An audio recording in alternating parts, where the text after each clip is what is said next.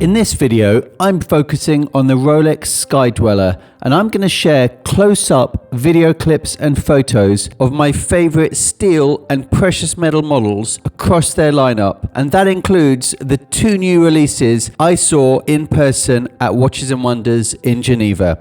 Stay tuned to the end of this video to see why this lineup is Rolex's best, and I'll share which is my personal favorite. Now, the SkyDweller is really positioned as an alternate choice if you want a watch that tracks a second time zone. If you prefer that capability in a Submariner shape, distinguished by a split personality bezel named after a drink or superhero, you go the GMT. But if you'd rather a slightly dressier design that looks like a Datejust but jacked up on steroids, then you go the SkyDweller. And what makes the SkyDweller particularly interesting is the range of material and bracelet configurations of how this watch is served up to suit your personal taste. Rolex offer it neat in precious metal case and bracelet, in precious metal case but poured over an Oysterflex bracelet, blended two-tone with steel, or in pure steel. And the two-tone and steel options offer different bracelet choices depending on your personal style. If you're more sports bar,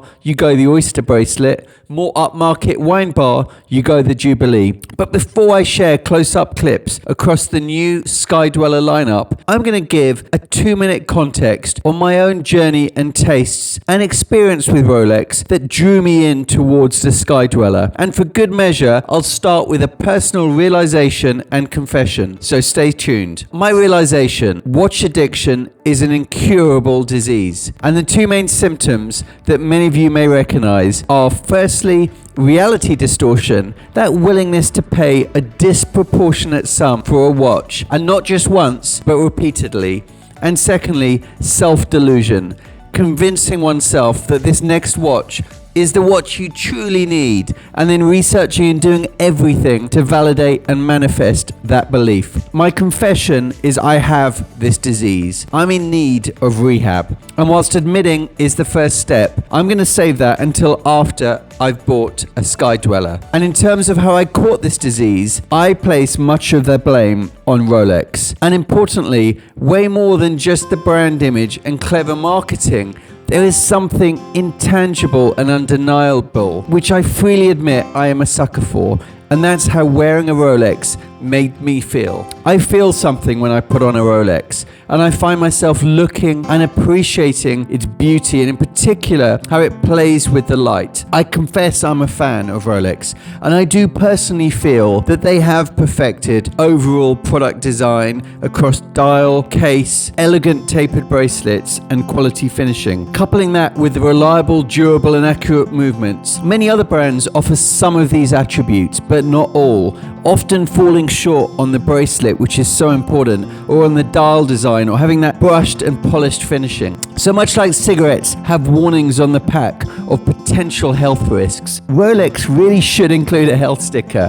Wearing a Rolex may lead to watch addiction, increased desire to buy more, and a risk to finances and mental health. It doesn't help that despite this addiction, and in a world of instant gratification, you need patience for that next hit, and a lot of it.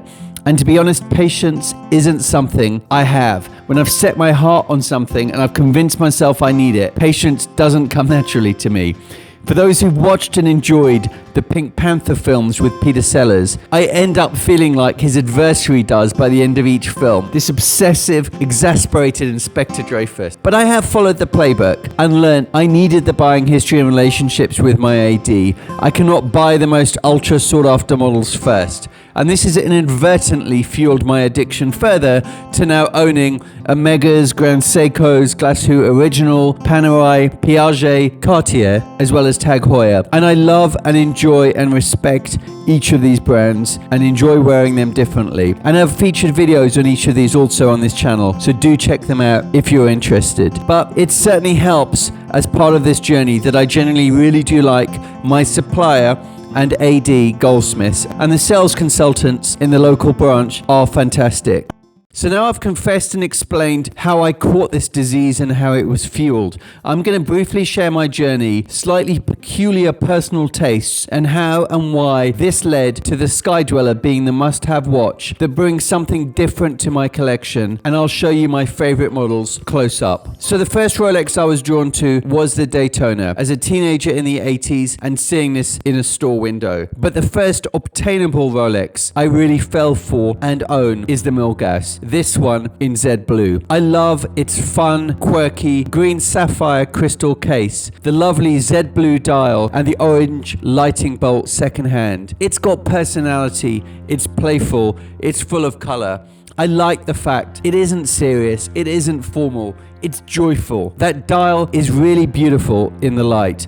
And the case has real heft and presence on the wrist. It's something I really enjoy wearing every time I put it on. And if you haven't tried on the Milgauss and you haven't seen the Z Blue dial close up, I really do recommend it. My second Rolex is the Datejust, and I was drawn to natural stone dials, and I went for a two-tone with the mother of pearl dial. To be honest, I did copy my wife here. She has the sister Lady Datejust version in the black Tahitian mother of pearl dial. And as a 41mm Datejust for men, this combination is not necessarily the most popular, and it certainly is in many ways the most feminine watch that I own. But honestly, I'm comfortable with that.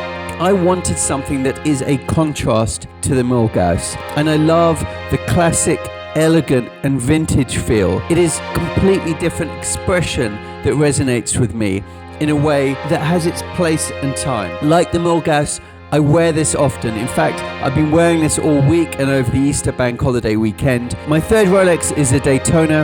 Again, I went two-tone. I got all three of these at retail. The amber champagne dial is the one I went for. The two-tone elevates this classic watch for me. And although that dial is maybe one of the least popular options, which I'm sure has helped me getting allocated it at retail, I really do love it. It's a ray of sunshine. Again, if you're interested in any of these watches, look at the videos that I've shown and featured on this channel so you can see them more. Now, aside from shamelessly plugging content, I've learned so much along the way, and thank you for joining me as I hopefully perfect my videos and take you along for this crazy and expensive journey. And I'm mentioning this in a video focused on the SkyDweller for context. The SkyDweller was not the first Rolex I was drawn to. I was aware of it, but it struck me as a bit of a bling watch. The dial wasn't my favorite, and it didn't speak to me, at least not in photos. Released in 2012, the SkyDweller was the first new model Rolex had released in 20 years. It originally only came in precious metal, and the steel and two-tone options followed later from 2017. But there are three things which more recently made me start to pay serious attention to the SkyDweller, distort my own reality, and convince me I must own one. I'll share these now, as some may apply to you. One, I actually originally wanted my next watch to be a GMT. I love the design and really like the root beer, which I was on the list for. And the two-tone, I think, works much better here than the full rose gold. I think the full rose gold is just a bit too much, though I'd love to see it if it was paired with a Jubilee bracelet. I also do love the new yellow gold, black and grey bezel that was just introduced and I saw in person at Watches and Wonders. It is beautiful, but, and there is a but, my wrist size is just over 7 inches, 17.5 centimeters. That's just slightly over average, but 40 to 42 millimeter watches is a sweet spot for me. Now, it's not saying that I can't wear smaller and not all watches wear equal, but for me, I love watch dials, and I prefer the dial to be larger and to be more legible. That's a personal taste. And the GMT, due to the width of the bezel, actually means the dial size is much smaller. It's more like a 36 millimeter. I get, again, personal taste. For the majority, that may be fine, and certainly for smaller wrists, it's going to be a perfect size watch. But I'm going to wait until they introduce the GMT in a 41 millimeter case, consistent with the Submariner, and the dial then becomes just that tiny bit larger. So that's why I didn't go the GMT. Secondly, I really like some of the dial colors on the Datejust and Day-Date. I was particularly drawn and remain drawn to the beautiful and underappreciated Eisen-Kiesel dial on the Everose Gold day date. That remains, along with the Platinum day date, my favorite. I also love the blue and mint green dial on the Datejust, but I have a finite budget and I want each watch I own to be different. The day date, elegant as it is a little too similar to me to the Datejust I already own. I want to have a small contained collection, remains around the single digit number of watches, and I can enjoy each with a reasonable regularity. And what I don't want is watches that are too similar and are competing in that same space. Third and lastly, I've been ruminating on the idea of having one fully precious metal watch. I have 3 two-tone watches, including my Seamaster 300 from Omega. I love the warmth and weight of the gold on all 3 of these, but I find most fully precious metal watches, they look just a bit too full on, a little bit too gaudy for my personal taste. That is not a diss to anyone who owns them. It's just not something I feel I would be comfortable wearing myself other than at home. And now I've had the privilege to try on some beautiful watches, including the Daytona John Mayer recently, one of my favorite gold green dial combinations. But again, in full gold on an oyster bracelet, it still actually felt a little bit too full on for me, however beautiful that dial is. Now I do think for fully precious metal watches, a Jubilee works better than an oyster bracelet, which is why that new GMT in yellow gold and black and grey is so beautiful. The Jubilee gives it that extra elegance. But along that spectrum, I find it's the Oyster Flex that just pares it down enough to a level that I'm comfortable with. So I recently removed all 3 of my remaining Rolex allocations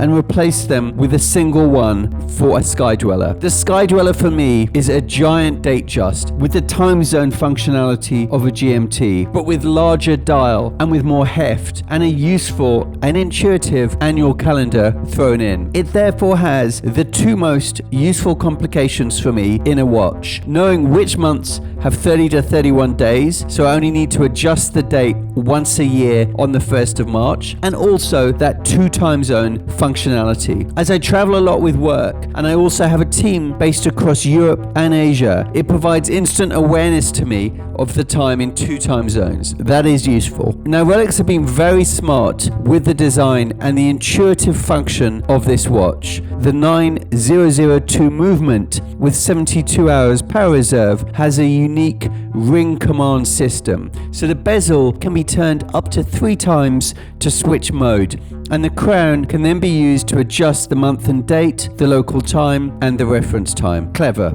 The red triangle on the dial points to the month number and separately the reference time. And having the reference time as a separate sub-dial makes it quick, easy to read, and allows for the elegance of that surrounding fluted bezel. So there are a number of case, material and dial options, and the SkyDweller is also the only Rolex that comes in Oyster, Jubilee or Oyster Flex bracelet.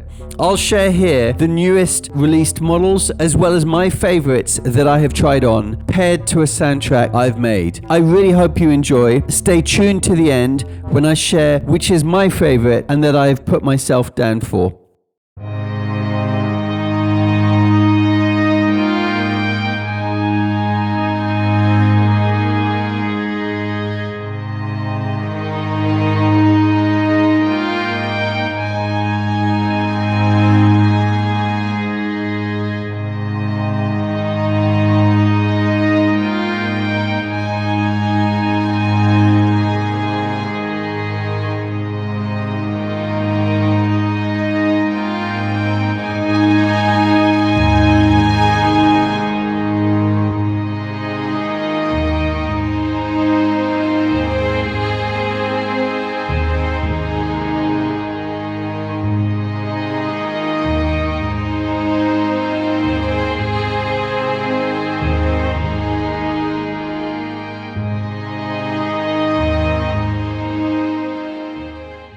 So all up, I love the SkyDweller in steel with blue dial. I love the new steel and green dial. And I think either of those with a Jubilee bracelet is a beautiful watch. The new Everose Gold with the teal dial is also stunning. But as I mentioned earlier, I'm not personally a fan of fully precious metal on an oyster bracelet. I'm sure Rolex will add an oyster flex to this dial color, and this would be the standout combination, I think. But, you know, right now, the one that really does resonate with me the most is the chocolate dial in Everose Gold with the Oyster Flex bracelet. For me, this brings the warm tones that I'd been drawn to previously of the root beer, the similar kind of dial color to the Eisenkiesel on the Day, but in a larger size and with the extra complications of a SkyDweller. It makes it the ideal watch for me. And trying this on, this watch has serious weight and heft, far more than a Daytona and reminiscent of the Milgauss.